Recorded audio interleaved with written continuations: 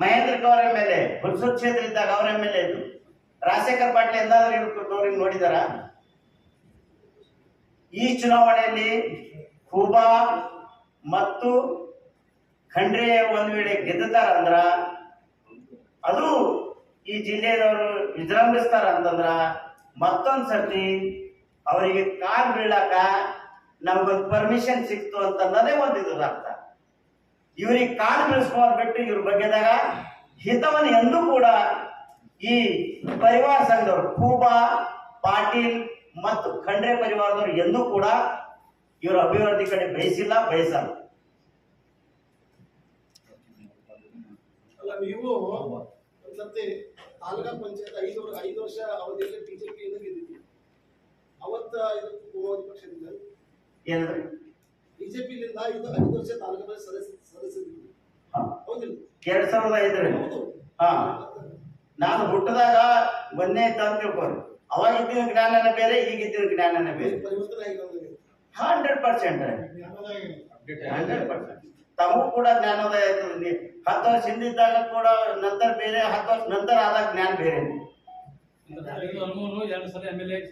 ಯಾರು ಹೌದು, ನಿಮ್ಮಂಗ ಅವ್ರ ಜನಸೇವೆದಾಗ ಎಲ್ಲಿ ಮಧ್ಯದಾಗ ಬಂದ್ರ ಆಮೇಲೆ ನಾ MLA ಇಲ್ಲ ಜನಸೇವೆ ಎಸ್ ನಾವು ಒಪ್ಕೊಂಡೆ. ಜನಸೇವೆದಾಗ ಕರಿಬೇಕಾದ್ರು ಮಾಲಕರು ನೀವಿದ್ದೀರಿ. ಖಂಡ್ರೆ ಖೂಬಾ ಪಾಟೀಲ್ ವಾರದವರು ಇಲ್ಲಿ ಜಾತಿ ವ್ಯವಸ್ಥೆದಲ್ಲಿ ಮಾಲೀಕರು ನೀವಿದ್ದೀರಿ. ನೀವು ಕರೆದಾಗ ಮಾತ್ರ ಅವರೇ ಒಬ್ಬ ಲೀಡರ್ ಅಂತ MLA ತೊಗಿತಾರಲ್ಲ. ನೀವು ಇಂಥ ಲೀಡರ್ ಇದ್ದಾಗ ಕೂಡ ಹೈದರಾಬಾದ್ ಇಂದ ಒಬ್ಬ ನೀವು ಕರ್ಕೊಂಡು ತಂದು MLA ಹ್ಯಾಕ್ ಮಾಡ್ತೀರಿ ನೀವು?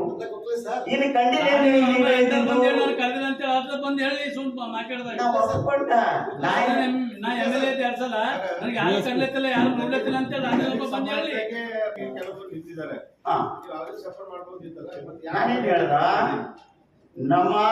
ನಮ್ದು ಕೇಳಿದಿರಲ್ಲ, ಛತ್ರಪತಿ ಸಾಹು ಮಹಾರಾಜ್ ಮತ್ತು ಸಯಾಜಿಗಾರ ಗಾಯಕ್ವಾಡ ಅಂಬೇಡ್ಕರ್ ಅವರಿಗೆ ಏನು ನಾವು ಅವತ್ತಿ ನಿರ್ಣಯ ಇವತ್ತು ಈ ದೇಶಕ್ಕೆ ಪರಿಚಯ ಮಾಡ್ಕೊಟ್ರ ಅದು ಒಂದು ಸಣ್ಣ ಋಣ ಪ್ರಕಾರ. BSP ಅಭ್ಯರ್ಥಿ ಕುರಿತು ಏನ್ ಹೇಳ್ತೀವಿ? ನಾನೇನ್ ಹೇಳ್ತಾ ಇದ್ದೀನಿ, ಈ ದೇಶದಲ್ಲಿ ಎಲ್ಲಕ್ಕಿಂತ ದೊಡ್ಡ ಜಾತಿ ವ್ಯವಸ್ಥೆ ತಾರಕಕ್ಕೆ ಹೇಳ್ದ. ಅಂತ ಸಮಯದಲ್ಲಿ ಒಬ್ಬ ರಾಜ ಶಾಹು ಮಹಾರಾಜ್ ರಾಜ ಈ ದೇಶಕ್ಕೆ ಅಂಬೇಡ್ಕರ್ ಅವರು ಪರಿಚಯ ಮಾಡ್ಕೊಟ್ಟಾರ. ಅದು ನೋಡ್ಲು ಇಂಥದ್ದು ನೋಡ್ಲಿ ನಾನು.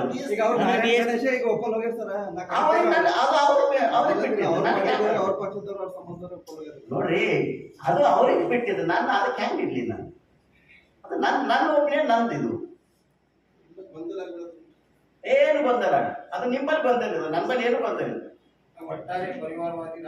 ಪರಿವಾರವಾದ ರಾಜಕೀಯ ಖತಮ್ ಆಗ್ಬೇಕು ಅಂದಾಗ ಮಾತ್ರ ಈ ಜಿಲ್ಲೆಯಲ್ಲಿ ಎಲ್ಲರೂ ಕೂಡ ಸಮಾಧಾನದಿಂದ ಬದುಕಲಿಕ್ಕೆ ಸಾಧ್ಯ ಅದ. ಎಲ್ಲರಿಗೆ ರಾಜಕೀಯ ಅಧಿಕಾರ ಸಿಗ್ಲಕ್ ಸಾಧ್ಯ ಅದ.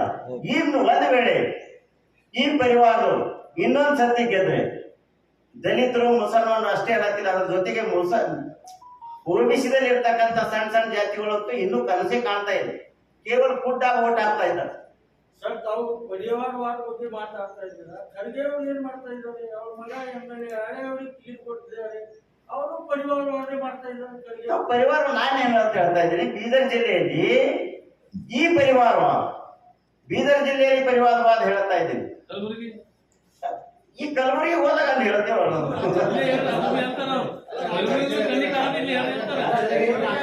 ನೋಡ್ರಿ, ಆಯ್ತು, ನಾನು ರಾಜ್ಯಾಧ್ಯಕ್ಷ ಇದ್ದೀನಿ. ನಾನು ಪರಿವಾರವಾದಿ ಎಲ್ಲೇ ಇದ್ರು ಕೂಡ ಅದಕ್ಕೆ ವಿರೋಧ ಮಾಡ್ತೀನಿ. ಅದ್ರ ಜೊತೆಗೇನೆ ನೀವು ಸುಧಾರೆ ಅವ್ರ ಮಗ ಎಲ್ಲರಿಗಿಂತ ಒಂದು ವೇಳೆ ಟ್ಯಾಲೆಂಟ್ ಇದ್ರು ಅಂದ್ರೆ ಅದಕ್ಕೆ ಯೋಗ್ಯತೆಗೆ ತಕ್ಕಂತೆ ಬೆಲೆ ಕೊಡ್ಬೇಕಾಗ್ತದ. ಅದಕ್ಕೆ ವಿರೋಧ ಹೆಂಗ್ ಮಾಡಕ್ಕಾಗ್ತದ? ಅದಕ್ಕೆ ವಿರೋಧ ಹೆಂಗ್ ಮಾಡ್ಲಿಕ್ಕಾಗ್ತದ? ಯಾರ ಮೇಲೆ ರಾಜಶೇಖರ್ ಪಾಟೀಲ್ ಬಾದ್ ಇಬ್ಬರ MLC ಆಗಿರಲ್ಲ, ಯೋಗ್ಯತೆ ಮೇಲೆ ಆಗಿರ್ತಾರ. ಬೇರೆ ಯಾರು ಯೋಗ್ಯತೆ ಮೇಲೆ ಇಲ್ಲ ಹೇಳ್ರಿ. ಬೇರೆ ಒಪ್ಕೊಂಡ್ ಸರ್. ಈಗ ಪ್ರಕಾಶ್ ಪಾಟೀಲ್ ಆಟ್ಕೊಳ್ಳಿ ಇರ್ತಾರ, ಇಂಥವ್ರು ಮರಾಠ ಸಮಾಜದವ್ರು ಎಷ್ಟೋ ಮಂದಿ ಇದ್ದಾರೆ. ನಾ ಸಿಂಪಲ್ ಆಗಿ ಶಂಕರ್ ದೊಡ್ಡಿ ಹೆಸರು ತಗೋತಾ ಇದ್ದೀನಿ. ಬಹಳಷ್ಟು ಮಂದಿ ಅವ್ರು ಯಾರು ಕಣ್ಣಿಗೆ ಕಾಣ್ತಾ ಇಲ್ಲ. ನಿಮ್ಮ ಅಣ್ಣತಮ್ಮರು ಮಾತ್ರ ಕಾಣ್ತಾರ, ನಿಮ್ಮ ಮಕ್ಕಳು ಮಾತ್ರ ಕಾಣ್ತಾರ, ಬೇರೆ ಯಾರು ಕಾಣ್ತಾ ಇಲ್ಲ.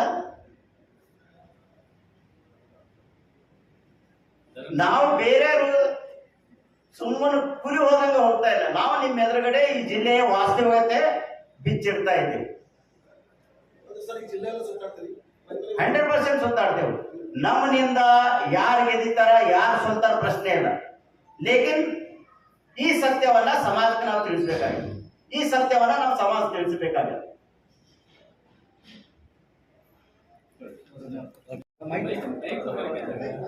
ಎಲ್ಲರಿಗೂ ನಮಸ್ಕಾರಗಳು. ಬೀದರ್ ಜಿಲ್ಲೆಯ ಎಲ್ಲ ಪತ್ರಿಕಾ ಮಾಧ್ಯಮದವರಿಗೆ ತುಂಬಾ ಸ್ವಾಗತ ಕೋರುತ್ತಾ, ಇಂದು ನಮ್ಮ ಜನಧ್ವನಿ ಸಂಘಟನೆಯ ಪ್ರಮುಖ ಲೋಕಸಭೆಯ ಚುನಾವಣೆ ಕುರಿತು ಒಂದು ಪ್ರಮುಖ ಸುದ್ದಿಗೋಷ್ಠಿ ನಡೆಸುತ್ತಿದ್ದೇವೆ. ಹೀಗಾಗಿ ನಮ್ಮ ಸಂಘಟನೆಯ ಸಂಸ್ಥಾಪಕ ರಾಜ್ಯಾಧ್ಯಕ್ಷರಾದ ಸನ್ಮಾನ್ಯ ಶ್ರೀ ಅಶ್ವಥ್ ಗೋಖಲೆ ಸಾಹೇಬರಿಗೆ ಅವರಿಗೂ ಕೂಡ ಸ್ವಾಗತ ನೀಡುತ್ತೇನೆ. ಹಾಗೂ ಎಲ್ಲ ನಮ್ಮ ಸಂಘಟನೆಯ ಎಲ್ಲ ಕಾರ್ಯಕರ್ತರು ಹಾಗೂ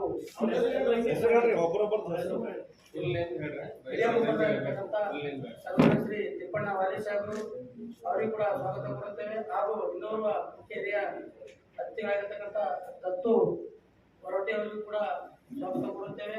ಮತ್ತು ಬಸವನ ತಾಲೂಕಾ ಅಧ್ಯಕ್ಷರಾಗಿರ್ತಕ್ಕಂಥ ಭಾರತರಾವ್ ಕಾವಳೆ ಅವರಿಗೂ ಕೂಡ ಸ್ವಾಗತ ಕೊಡುತ್ತೇನೆ. ಮತ್ತು ಲಕ್ಷ್ಮಣರಾವ್ ಹೊಸಳ್ಳಿ ಅವರಿಗೂ ಸ್ವಾಗತ ಕೊಡುತ್ತೇನೆ. ಹಾಗೂ ನನ್ನ ಹೆಸರು ರಾಜ್ಕುಮಾರ್ ಸಿಂಗ್ ಅಂತ ಜನರದಲ್ಲಿ ಸಂಘಟನೆಯ ಜಿಲ್ಲಾಧ್ಯಕ್ಷರಾಗಿ ಕೆಲಸ ಮಾಡ್ತಾ ಇದ್ದೇನೆ. ನಮ್ಮ ಕರೆಗೆ ಹೋಗ್ಬಿಟ್ಟು ಬೀದರ್ ಜಿಲ್ಲೆಯ ಎಲ್ಲ ಪತ್ರಿಕಾ ಮಾಧ್ಯಮಗಳಿಗೆ ಬಂದಿದ್ದಕ್ಕಾಗಿ ತನ್ನ ಹೃದಯಪೂರ್ವಕ ಸ್ವಾಗತವನ್ನು ಕೋರುತ್ತೇನೆ. ನಮಸ್ಕಾರ.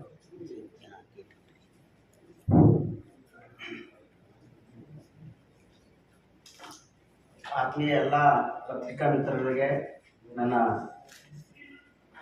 ಈ ಪತ್ರಿಕಾಗೋಷ್ಠಿಗೆ ಬಂದಂಥ ಎಲ್ಲರಿಗೆ ನನ್ನ ಹೃದಯಪೂರ್ವಕ ಸ್ವಾಗತವನ್ನು ಬಯಸ್ತೇನೆ ವೈಯಕ್ತಿಕವಾಗಿ. ಇದು ಈ ಪತ್ರಿಕಾಗೋಷ್ಠಿ ಕರೆದಿದ್ದ ಕಾರಣ ಏನಂದರೆ, ಈ ದೇಶದಲ್ಲಿ 2024ರ ಲೋಕಸಭಾ ಚುನಾವಣೆ ನಿಮಿತ್ತವಾಗಿ ನಾವು ಜನರ ಧ್ವನಿ ಸಂಘಟನೆ ವತಿಯಿಂದ ನಮ್ಮ ನಿಲುವನ್ನು ಪ್ರಕಟಣೆ ಮಾಡಬೇಕು ಅಂತ ಅನ್ನೋ ದೃಷ್ಟಿಯಿಂದ ಈ ಒಂದು ಪತ್ರಿಕಾಗೋಷ್ಠಿಯನ್ನು ಕರೆಯಲಾಗಿದೆ. ಹಾಗಾಗಿ ದೇಶದಲ್ಲಿ ಒಂದು ಕಡೆ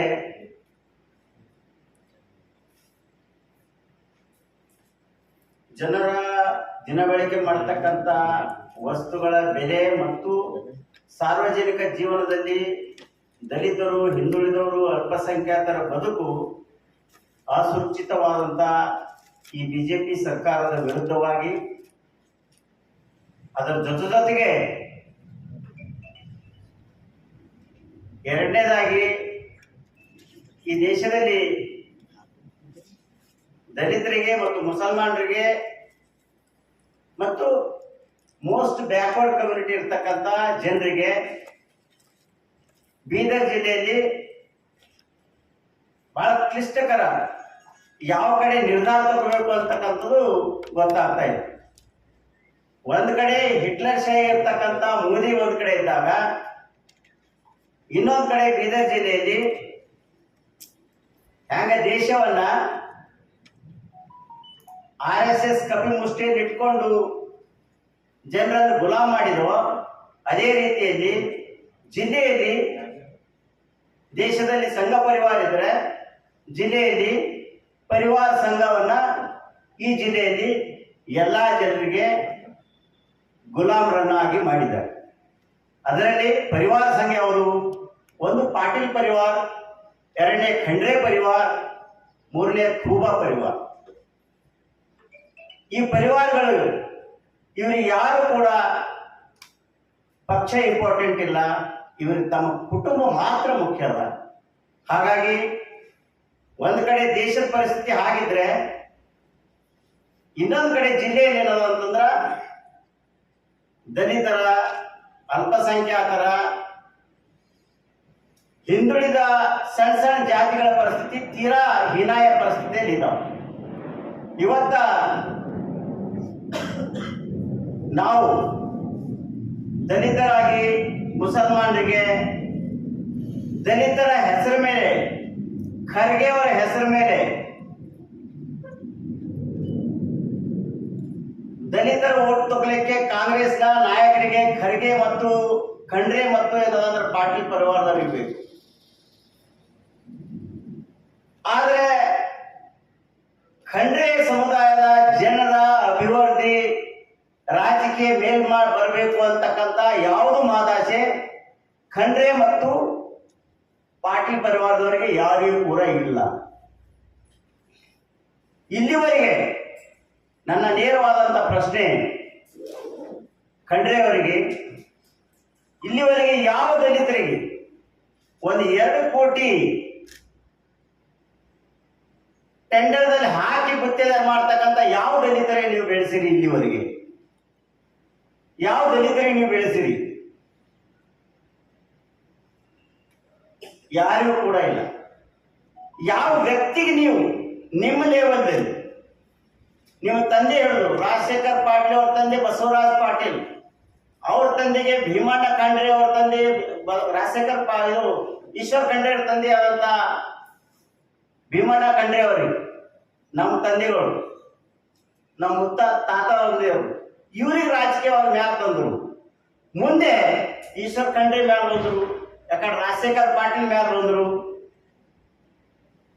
ಆದ್ರೆ ಅದ್ರ ಮುಂದೆ ಅವ್ರ ಮಕ್ಕಳು ಇವತ್ತೆಲ್ಲ 23 ವರ್ಷದ ಮಕ್ಕಳು ಮಗ MP ಆಗ್ಲಕ್ಕೆ ಹೋಗ್ತಾ ಇದ್ದಾರ.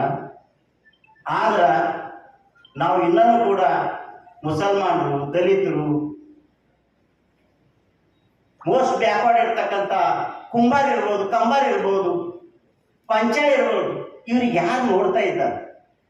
ಇವ್ರೆಲ್ಲರೂ ಕೂಡ ಏನದ ಅಂತಂದ್ರ ಕೇಳಲಾದೇನೆ ಕೈಲಾದೇನೆ ಮ್ಯಾಲಿಗಿದ್ದು ಖಂಡ್ರೆ ಸಾಹೇಬರಿಗೆ ಜಯವಾಗಲಿ, ಸೂರ್ಯ ಚಂದ್ರ ಧೀರ ವೀರ ಅಂತ ಇವತ್ತ ಮುಗ್ಧ ಯುವಕರು ಏನಾದ್ರು ವರ್ಣನೆ ಮಾಡಿ ಅನ್ನೋದ್ರ ಮೇಲೆ ಎಬ್ಬಿಸ್ಲತ್ತಾರ.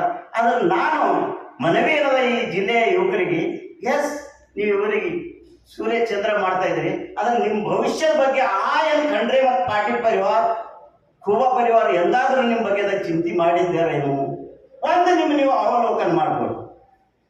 ಎಂದೂ ಕೂಡ ಇಲ್ಲ, ಎಂದೂ ಕೂಡ ಇಲ್ಲ. 7 ಸದಸ್ಯ ಸಂಸದ ಆದಂತ ರಾಮಚಂದ್ರ ವೀರಪ್ಪ ಅವ್ರ ಮಕ್ಕಳು ಗತಿ ಏನದ? ಇವರು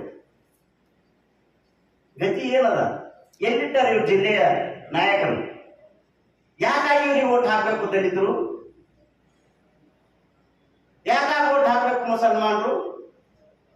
ಯಾಕಾಗಿ ಬಿಜೆಪಿಗೆ ಖೂಬಾ ಒಬ್ಬ ಗಮಂಡಿ ಭಗವಂತ ಖೂಬಾ ಅವರ ನೈತಿಕತೆ ಎಲ್ಲ 7 ಸಾರಿ ಸಂಸದರಾದಂತ ವೀರಪ್ಪ ರಾಮಚಂದ್ರ ವೀರಪ್ಪ ಅವರ ಕುಟುಂಬ ಕೇಳಿ ಏನು ಅವ್ರ ಕುಟುಂಬ ಎಲ್ಲಿದೆ, ಅವ್ರ ಸದಸ್ಯರು ಎಲ್ಲರ ಅಂತ ಗೊತ್ತಿಲ್ಲ. ಮೊನ್ನೆ ನಡೆದಂತ ಖರ್ಗೆ ಅವರ ಅಭಿನಂದನಾ ಪ್ರೋಗ್ರಾಂನಲ್ಲಿ 4 ಸತಿ ಸಂಸದರಾದಂತ ಸೂರ್ಯವಂಶಿ ಅವರು, ಬೀದರ್ ಜಿಲ್ಲೆಯಲ್ಲಿ 4 ಸತಿ ಸಂಸದರಾದಂತ ಸೂರ್ಯವಂಶಿ ಅವರು 3ನೇ ಲೈನ್ನಲ್ಲಿ ಕುಂತಿರ್ತಾರೆ ಖರ್ಗೆ ಅವರ ಅಭಿನಂದನಾ ಪ್ರೋಗ್ರಾಂನಲ್ಲಿ. 1ನೇ ಲೈನ್ನಲ್ಲಿ ಖಂಡ್ರೆ ಅವ್ರ ಮಗ ಕೂಡ್ತಾರೆ, ರಾಜಶೇಖರ್ ಪಾಟೀಲ್ ಮಗ ಕೂಡ್ತಾನೆ, ರಹೀಂ ಖಾನ್ ಮಗ ಕೂಡ್ತಾನೆ. ಈ ದಲಿತರಿಗೆ ಸ್ವಲ್ಪ ಆತ್ಮಾವಲೋಕನ ಮಾಡ್ಕೋಬೇಕು, ಮರ್ಯಾದೆಯಿಂದ ನಿಮ್ ಬದುಕಿ ಯಾವ ಸ್ಥಿತಿಗೆ ತಂದಿರ್ತಾರೆ ಖರ್ಗೆ ಮತ್ತು ಖಂಡ್ರೆ ಮತ್ತು ಪಾಟೀಲ್ ಪರಿವಾರ ಮತ್ತು ಖೂಬಾ ಪರಿವಾರದವರು. ಇವರಿಗೆ ಕರಿಲಾರ್ದೇನೆ ಮ್ಯಾಲ್ ಬಿದ್ದು ಓಟ್ ಕೊಡ್ತಕ್ಕಂಥ ಪರಿಸ್ಥಿತಿ ಈ ದೇಶದಲ್ಲಿ ಈ ದಲಿತರಿಗೆ ಮುಸಲ್ಮಾನರಿಗೆ ಯಾವುದು ಪರ್ಯಾಯವಾದಂತ ಕಲ್ಪನೆ ಅಂದ್ರೆ ಪರ್ಯಾಯವಾದಂತ ಹಾದಿನೇ ಇಟ್ಟಿಲ್ಲ. Option there is no option at all. ಮಾಡಿದ್ರೆ ಕಾಂಗ್ರೆಸ್ ಮಾಡ್ರಿ, ಇಲ್ಲಾಂದ್ರೆ ಬಿಜೆಪಿ ಮಾಡಿ. ಇಂಥ ಒಂದು ಪರಿಸ್ಥಿತಿಯಲ್ಲಿ ಖಂಡ್ರೆ ಅವರು ಯಾರು ಕೇಳಲಾರ್ದೇ ಅವ್ರ ಮನೆಗೆ ಹೋಗಿ ಹೂವಿನ ಹಾರ ಹಾಕಿ ಖಂಡ್ರೆ ಸಾಹೇಬ್ರೆ ನೀವು ನಾವು ಓಟ್ ಹಾಕ್ತೀವಿ, ಖೂಬಾ ಸಾಹೇಬ್ರೆ ನಾವು ನಿಮ್ಗೆ ಓಟ್ ಹಾಕ್ತೇವೆ. ಈ ಪರಿಸ್ಥಿತಿ ಈ ಜಿಲ್ಲೆಯಲ್ಲಿ ಬಂದೊದಗಿದೆ. ಹಾಗಾಗಿ ನಾವು ಜನರ ವತಿಯಿಂದ ಇವರಿಬ್ಬರನ್ನ ಈ ಏನು ಕುಟುಂಬ ಏನದ ಅಂತಂದ್ರೆ ಮ್ಯಾಲೆ ಎತ್ತಕ್ಕಂತ ಇವತ್ತು ನೋಡ್ರಿ ನೀವು ಕುಟುಂಬ ಯಾಕಲ್ಲತ್ತಿದೇವ ಅಂದ್ರ ಭೀಮಣ್ಣ ಖಂಡ್ರೆ ಐತಿಲಿಕ್ಕೇನೆ ಈಶ್ವರ್ ಖಂಡ್ರೆ ಮ್ಯಾಲ ಬಂದ್ರು. ಈಶ್ವರ್ ಖಂಡ್ರೆ ಐತಿಲಿ ಇವತ್ತು DCC ಬ್ಯಾಂಕಿಂಗ್ ಚೇರ್ಮನ್ ಅವ್ರ ತಮ್ಮವ್ರು ಇದ್ದಾರೆ. 23 ವರ್ಷದ ಹುಡುಗ ಏನದ ಅಂದ್ರೆ MP ಮಾಡ್ಬೇಕಂತ ಇದ್ದಾರೆ. ರಾಜಶೇಖರ್ ಪಾಟೀಲ್ ಮಗ ಏನದಂದ್ರೆ ಉಪಾಧ್ಯಕ್ಷರ DCC ಬ್ಯಾಂಕ್ ಇತ್ತು. ಯಾರು ಇವ್ರ ಕಂಡಾಗ ಶಂಕರ್ ದೊಡ್ಡಿ ಕಾಣಲಿಲ್ಲ ಯಾರು ಉಪಾಧ್ಯಕ್ಷ ಮಾಡ್ಲಿಕ್ಕೆ? ಬೇರೆ ಮುಸಲ್ಮಾನ್ ಯಾರು ಕಂಡಿಲ್ಲೇನು? ಕಬ್ಬುಲ್ಗೆರ್ ಯಾರು ಕಂಡಿಲ್ಲೇನು? ಕುಂಬಾರ್ ಯಾರು ಕಂಡಿಲ್ಲೇನು ಇವ್ರಿಗೆ? ಜಾಬ್ ಅವರಿಗೆ ಬೀದರ್ ಡೆವಲಪ್ಮೆಂಟ್ ಬೋರ್ಡ್ ಅಧ್ಯಕ್ಷ ಮಾಡಿದ್ದಾರೆ. ಯಾಕೆ ಶಂಕರ್ ದೊಡ್ಡಿ ಅಂತವ್ರೇನೋ ದಲಿತರು ಯಾರು ಕಂಡಿಲ್ಲ, ಅವ್ರಿಗೆ ಮಾಡಬಾರ್ದಾಗಿತ್ತ? ಯಾಕೆ ಮಾಡಬಾರ್ದು? ಕೇವಲ ನಾವು ಹುಟ್ಟಿದ್ದು ನಿಮ್ಗೆ ಓಟ್ ಹಾಕಿ ರಾಜಕೀಯ ಕೊಡ್ಲಲ್ಲ, ಯಾಕೆ ಮಾಡಬಾರ್ದು? ನಿಮ್ಮನ್ನು ಯಾಕೆ ಓಟ್ ಹಾಕಬೇಕಿದೆ? ಈ ಜಿಲ್ಲೆಯ ದಲಿತರು, ಮುಸಲ್ಮಾನರು, ಬ್ಯಾಕ್ವರ್ಡ್ದವರು, ಮೋಸ್ಟ್ ಬ್ಯಾಕ್ವರ್ಡ್ದವ್ರು ಕೂಡ ಜೈ ಶ್ರೀರಾಮ್ ಅಂತ ಹೋಗೋದು ಅತಿ ಮೂರ್ಖತನದ ಇದು.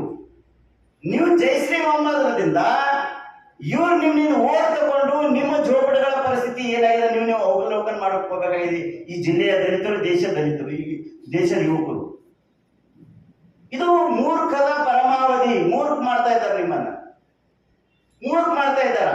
ಆದ್ರೆ ನಮ್ಮನ್ನು ನಾವು ಅವಲೋಕನ ಮಾಡ್ಕೋಬೇಕಾಗ್ಯದ. ಹಾಗಾಗಿ ಈ ಬೀದರ್ ಜಿಲ್ಲೆಯಲ್ಲಿ ನಾವು ಕಾಂಗ್ರೆಸ್ ಮತ್ತು ಬಿಜೆಪಿಯನ್ನ ಅಷ್ಟೇ ಕಠೋರವಾಗಿ ಈ ಚುನಾವಣೆಯಲ್ಲಿ ವಿರೋಧಿಸುತ್ತಾ ಡಾಕ್ಟರ್ BR ಅಂಬೇಡ್ಕರ್ ಅವರಿಗೆ ಮೊಟ್ಟ ಮೊದಲಿಗೆ ವಿದೇಶದಿಂದ ವ್ಯಾಸಂಗ ಪಡ್ಕೊಂಡು ಬಂದಾಗ ಈ ದೇಶಕ್ಕೆ ಪರಿಚಯ ಮಾಡಿಕೊಟ್ಟಂತ ಮಹಾಪುರುಷ ಶಾಹು ಮಹಾರಾಜ್ ಅವರು 1920ರಲ್ಲಿ ಕೊಲ್ಲಾಪುರದಲ್ಲಿ ದೊಡ್ಡ ವ್ಯಕ್ತಿ ಇದ್ದಾರ, ದೊಡ್ಡ ನಾಯಕ ಇದ್ದಾರೆ, ಇವರನ್ನ ಫಾಲೋ ಮಾಡ್ರಿ ಅಂತ ಈ ದೇಶಕ್ಕೆ ಪರಿಚಯ ಮಾಡಿಕೊಟ್ಟಂತ ಮಹಾಪುರುಷ ಛತ್ರಪತಿ ಶಾಹು ಮಹಾರಾಜ್. ಹಾಗೆ ಬರೋಡಾ ಮಹಾರಾಜ ಸಯ್ಯಾಜಿರಾವ್ ಗಾಯಕ್ವಾಡ, ಈ ಇಬ್ಬರು ಮಹಾಪುರುಷರ ಋಣ ಈ ದಲಿತರ ಮೇಲೆ, ಈ ದೇಶದ ದಲಿತರ ಮೇಲಿದೆ. ಆ ಋಣವನ್ನು ತೀರಿಸಲಿಕ್ಕೆ ನಾವು ಇವತ್ತ ರಾಜ್ಯವನ್ನು ಆಳಿದಂತ, ದೇಶವನ್ನು ಆಳಿದಂತ ಮರಾಠ ಸಮಾಜ 20 ವರ್ಷಗಳಿಂದ ಥರ್ಡ್ ಬೀದಿಂದ 2A ಮೀಸಲಾತಿ ಕೊಡ್ಬೇಕಂತಂದು ಎಷ್ಟು ಹೋರಾಟ ಮಾಡಿದ್ರು ಕೂಡ ಈ ಜಿಲ್ಲೆಯ ಈಶ್ವರ್ ಖಂಡ್ರೆ ಆಗಿರ್ಲಿ, ರಾಜಶೇಖರ್ ಪಾಟೀಲ್ ಆಗಿರ್ಲಿ, ಖೂಬಾ ಆಗಿರ್ಲಿ, ಇವ್ರು ಯಾರು ಕೂಡ ಚಕ್ಕರೆತ್ತಿಲ್ಲ. ಅವರು ಇವತ್ತ ಈ ಜಿಲ್ಲೆಯಲ್ಲಿ 4 MP-ಗಳನ್ನು MLA-ಗಳನ್ನು ಹೊಂದಿದಂತ ಒಂದು ಮರಾಠ ಸಮಾಜ ಇವತ್ತ ರಾಜಕೀಯದಿಂದ ಅವರು ರಾಜಕೀಯ ರಹಿತವಾಗಿಲ್ಲ ಅಂತಂದ್ರೆ ಆ ಸಮಾಜ ಆಗ್ಯದ. ಅಂತ ಸಮಾಜ ಇವತ್ತು ಎಚ್ಚೆತ್ಕೊಂಡು ಮೂಕಾಗಿ ಕುರುಡಾಗಿ ಕೇವಲ ಬಿಜೆಪಿ ಓಟ್ ಹಾಕ್ತಕ್ಕಂತ ಆ ಸಮಾಜ ನಮ್ಮನ್ನು ಮೋಸ ಮಾಡಿದೆ, ಮೋಸ ಮಾಡ್ತಾ ಇದ್ದಾರೆ ಅಂತಂದು ಎಚ್ಚೆತ್ಕೊಂಡು ತನ್ನ ಸ್ವಾಭಿಮಾನಕ್ಕಾಗಿ, ತನ್ನ ಸಮಾಜದ ಸ್ವಾಭಿಮಾನಕ್ಕಾಗಿ ಅವರು ಈ ಚುನಾವಣೆಯಲ್ಲಿ ಇಂಥ ಕುಟುಂಬ ರಾಜಕಾರಣಿಗಳ ವಿರುದ್ಧವಾಗಿ ಅವರು ಈ ಚುನಾವಣೆಯಲ್ಲಿ ಡಾಕ್ಟರ್ ದಿನಕರ್ ಮೋರೆ ಅವರಿಗೆ ಕ್ಯಾಂಡಿಡೇಟ್ ಆಗಿ ಮಾಡಿದಾರ. ಹಾಗಾಗಿ ಛತ್ರಪತಿ ಶಾಹು ಮಹಾರಾಜ್ ಮತ್ತು ಸಯ್ಯಾಜಿರಾವ್ ಗಾಯಕ್ವಾಡ್ ನಮ್ಮೇಲೆ ಮಾಡಿದಂತ ಋಣದ ಒಂದು ಸಣ್ಣ ಒಂದು ಪ್ರತೀಕವಾಗಿ ನಾವು ಈ ಜನರ ಧ್ವನಿಯ ಸಂಘಟನೆ ವತಿಯಿಂದ ಡಾಕ್ಟರ್ ದಿನಕರ್ ಮೋರೆ ಅವರಿಗೆ ನಾವು ನಮ್ಮ ಸಂಘಟನೆ ವತಿಯಿಂದ ಸಂಪೂರ್ಣ ಬೆಂಬಲವನ್ನು ಸೂಚಿಸ್ತಾ ಇದ್ದೇವೆ ಈ ಚುನಾವಣೆ. ಅದೇ ರೀತಿಯಾಗಿ ನಾವು ಈ ಚುನಾವಣೆಯಲ್ಲಿ ಯಾರು ಗೆಲ್ತಾರ ಯಾರು ಸೋಲ್ತಾರ ಪ್ರಶ್ನೆ ಇಲ್ಲ.